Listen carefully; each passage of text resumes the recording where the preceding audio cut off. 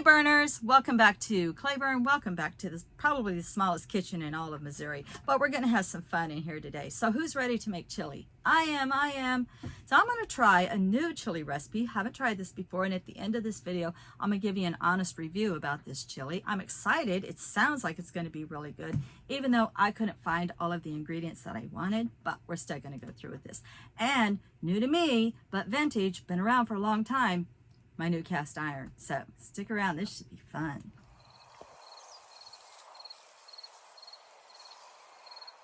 So before we start making the chili, I just want to show y'all some new to me pieces. These vintage pieces were found at the local antique mall yesterday. I'm super excited to finally be getting some cast iron back into my life. So I am somebody who loves cast iron. However, I don't really have the patience for brand new cast iron. To me, it just seems like it takes forever for it to become light enough for me to handle it easily and well seasoned enough, or nothing, almost nothing to stick. I mean, look at that. That is like glass on the inside, which is kind of like what you want. And so I went ahead and got some vintage pieces. I paid $30 for a number 7 skillet. Number 7 is the size, and that's generally a 2-inch skillet. And this one actually came directly from the collection of the antique mall owner, who is a friend of mine, and this is from her personal collection. So I forget what she called this. She called this like the back gate or something. This happens during the pouring process, the molding process. And then this ring on this one fits down perfectly into when you remove the plate from a wood burning stove, and there's that hole there that's right over the open flame. This ring is supposed to be so it fits perfectly and can't get knocked off of that. So this is my new skillet. Had bacon and eggs in it this morning. Fantastic. It just slid right out. It's so cool. Oh, also she told me you don't want to use metal utensils in your cast iron. I didn't know that. So I did bring out a wooden spoon today, and this morning I cooked with a silicone spatula. And then also I went ahead and got a Dutch oven. Now I have a Dutch oven, but sadly it's been sitting up at the Moon Shack for about 3.5 years, and it's just in terrible condition, but it can be restored. Cast iron can always be restored. And so I'm going to restore it. And that one happens to have a lid. Now you won't often find lids with vintage pieces. And my other friend who owns another antique mall, he told me that that's because the dealers hang on to those lids for, I don't know, resale purposes or whatever. But anyway, so I did get a Wagner Ware Sydney Zero, if you can see that. Dutch oven. This used to probably at one time had a very heavy gauged wire that comes up and over, so this can be hung from the hearth. And then of course it had a lid. And but for now I don't have a cast iron lid that's going to fit, so I'm gonna have to use aluminum. I know, don't yell at me. But I don't have anything else, so just until I find a cast iron lid. And also I want to mention that my friend told me that they can often be found at thrift stores, so I'll just look at a thrift store. You almost never find them in an antique mall, the lids, but you will find them in thrift stores. But again, I just want to show you how slick the inside. Look at that, that's like glass. So the 3 safest materials for you to cook from are cast iron, glass, and stainless steel. I just recently learned that.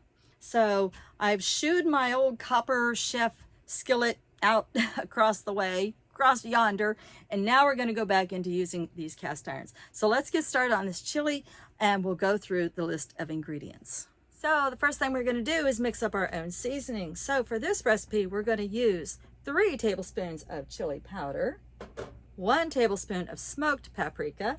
The smoked kind just tastes better. 1 tablespoon of ground cumin, 1 tablespoon of garlic powder, a teaspoon of black pepper, a teaspoon of oregano, I'm almost out of oregano, and half a teaspoon of salt. I'm going to mix everything up in one bowl. and then be right back. So when you're mixing up your seasonings, you want to make sure you don't have any big lumps in there. So I just kind of go through it, and you could use the back of the spoon or whatever you have and make sure that you don't have any lumps in your seasoning.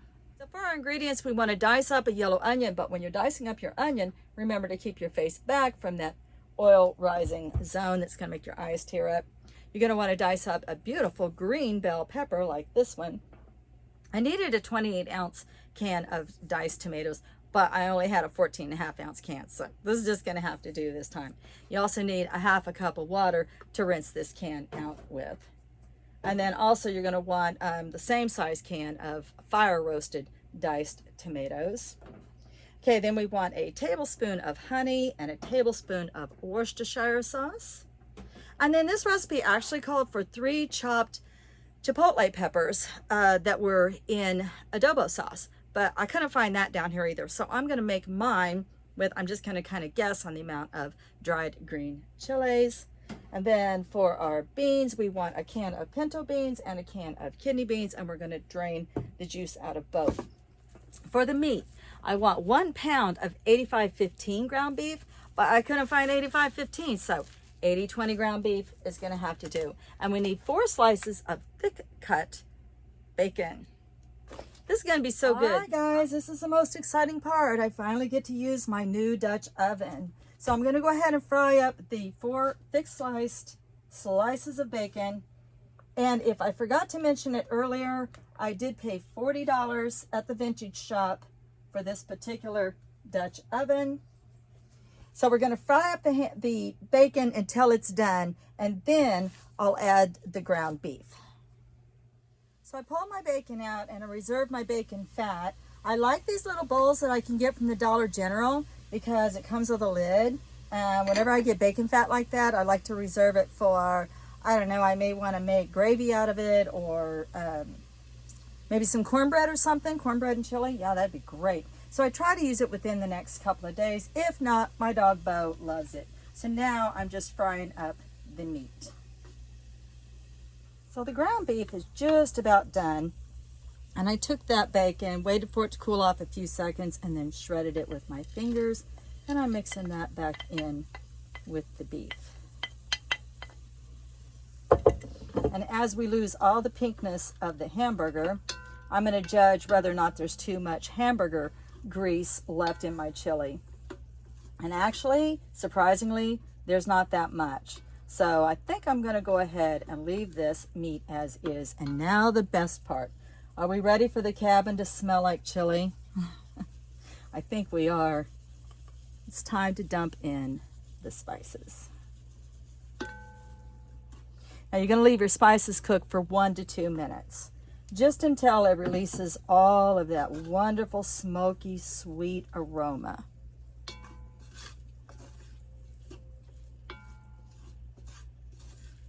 And this is on a medium heat. Might could turn it up just a skosh. So 1 to 2 minutes for this, spices to cook, and then it's going to smell even more like chili in my little cabin in a few minutes because we're going to add the onion and pepper. So now that the onion and pepper have gone into the meat mixture, it's really easy for me to judge if there's enough oil in my pan. So I'm going to add a little bit of my bacon grease back into my pan. Make sure that all my veggies are cooking up evenly. I actually could probably afford to put all of that bacon grease back in there. I don't think it's going to be too oily. Oh man, that's going to be a good chili. All right, so the veggies now are going to cook. I'm going to leave them on medium heat. Again, maybe turn up just a skosh. And I'm going to cook these for 4 to 5 minutes. Okay, so those veggies have been going just long enough to start releasing their moisture. So now we're going to start adding the other ingredients. So we have our Worcestershire and our honey.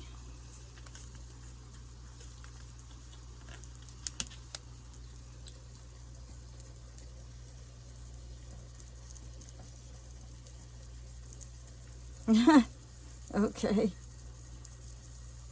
Honey doesn't pour very fast in the winter time.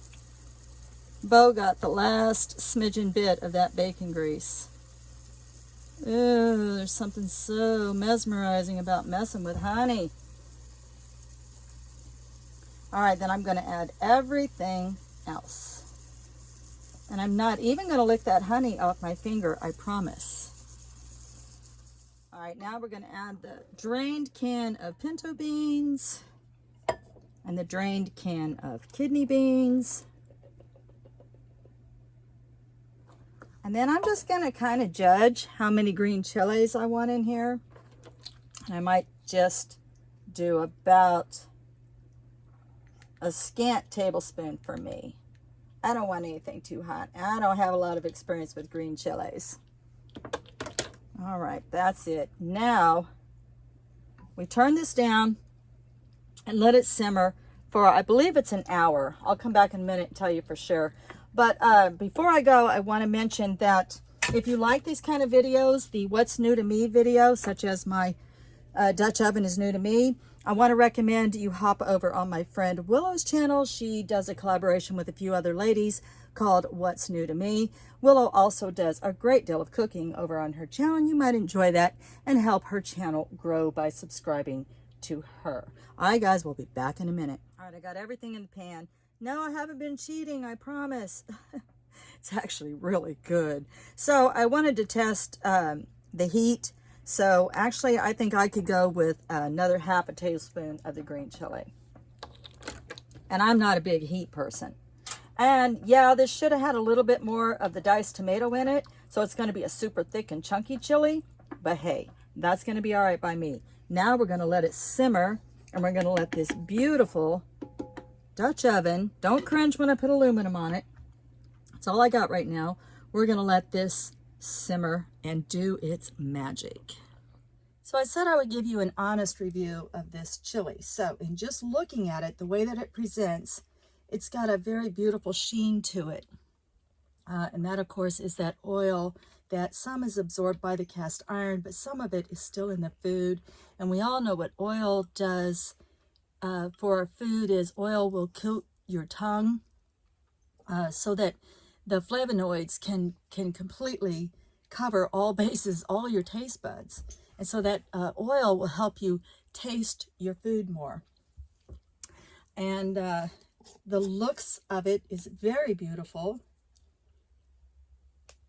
I put it on Facebook and everybody was saying, wow, that's a pretty chili. It's just a pretty chili to look at. Very beautiful. Now remember, this would have had more crushed tomatoes in it had I had a bigger can. But honestly, I gotta say, in tasting this chili, this is probably one of my favorite chilies I've ever tasted. It just has this richness to it that seems like something like maybe grandma would make. And I'm actually going to have mine with some little tiny bit of smoked Gouda. And I'm just going to eat it today with butter rounds. The veggies in it are still just a tiniest bit crunchy, which makes it even more tantalizing. And just the smallest dollop of sour cream. And I'm serving mine with cocoa. It's just a cold day today, and so I just wanted some cocoa to go with my chili, and having it with, like I said, with butter rounds today. As far as the flavor goes, I would say that this turned out to be a mild chili, and it just incredibly has an incredible depth of flavor to it. So you can taste all of those spices. The onions and the peppers, like I said, they're still just the tiniest bit crunchy. It's got sort of a sweet, smoky, bacony flavor to it. So if you're a fan of bacon like I am, this is the perfect go-to chili for you. Now today I'm going to serve it with these butter rounds, like I said, and just have a bowl of chili. Tomorrow I'm probably going to serve this over a baked potato. I do love the smoked Gouda right now. I'm just a fan of smoked Gouda right now.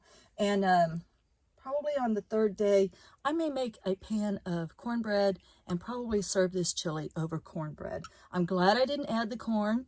It's got plenty of veggie crunch to it just the way it is. It's not overly spicy. heat-wise, you can certainly taste all of those spices that we put in there. So overall, I'm going to give this chili probably a 9 out of 10 for the simplicity of cooking it. Of course, you can make chilies with all kinds of beef and get really complicated. So for the simplicity, for the prettiness of it, that glistening, beautiful sheen that it has to it, and the different beans and the different veggies that are in it, it's something very pretty to look at. I certainly wouldn't be afraid to serve this to company. I think that they would love it. And the flavor is pretty phenomenal. I mean, it's chili. There's no doubt about it.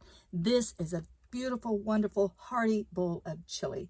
I'm going to put the recipe and pin it in the comments, along with Willow's channel. I'll pin a link to her channel in the comments. And I'm wishing you all that you stay warm and healthy and eat hearty all winter. Eat well, and come back and see me again. Anytime you guys want to drop in for a bowl of chili, call me up. Let me know you're coming. I'll put the chili on. Much love and light. Blessed be.